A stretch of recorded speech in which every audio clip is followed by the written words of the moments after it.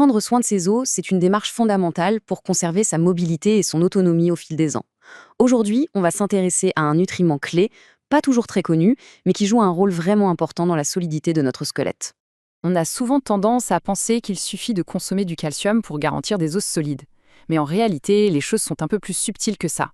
L'apport en calcium, ce n'est qu'une partie de l'histoire. Parlons maintenant de ce fameux capital osseux.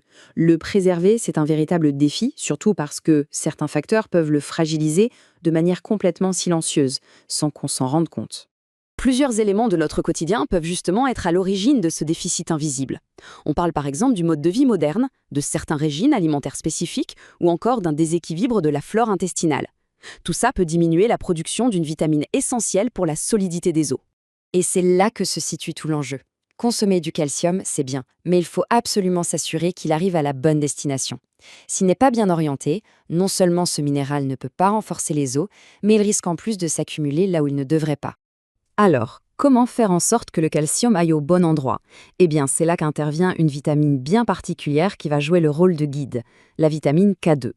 La mission de la vitamine K2 est très précise. Son rôle, c'est d'activer les protéines qui sont chargées de fixer le calcium directement sur la trame osseuse. Elle participe aussi à un autre processus physiologique important, celui de la coagulation sanguine.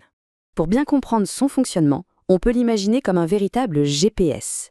La vitamine K2, c'est elle qui indique au calcium le chemin à suivre pour qu'il soit utilisé correctement par l'organisme, c'est-à-dire en direction des os et des dents. Regardons d'un peu plus près ces deux actions principales. D'un côté, elle active une protéine qui s'appelle l'ostéocalcine, ce qui va aider à la fixation du calcium sur les os et donc favoriser leur densité. De l'autre, elle soutient le mécanisme de coagulation, ce qui est bien sûr fondamental. Il faut savoir que toutes les formes de vitamine K2 ne se valent pas. Intéressons-nous maintenant à une forme spécifique, la forme MK4, et à ce qui la rend particulièrement intéressante en termes d'efficacité. Ce tableau comparatif est très parlant. La forme MK4 est directement bioactive, c'est-à-dire qu'elle est immédiatement utilisable par le corps sans aucune étape de conversion. Son efficacité ne dépend donc ni de la génétique ni de la santé du foie.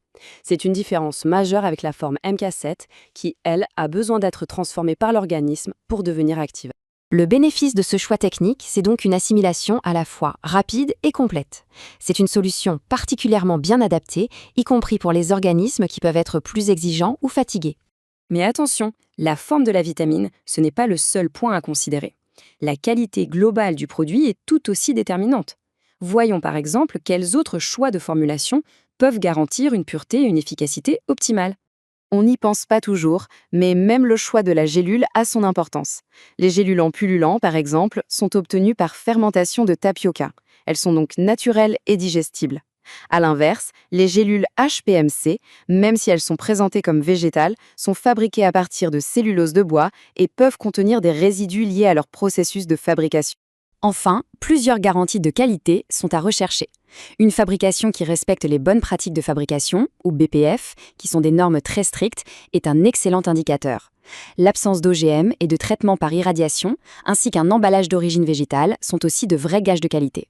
Finalement, tout ceci relève d'une approche réfléchie pour la santé sur le long terme. Prendre soin de son capital osseux, c'est une véritable démarche préventive pour préserver sa qualité de vie future. La question qui se pose est donc celle-ci.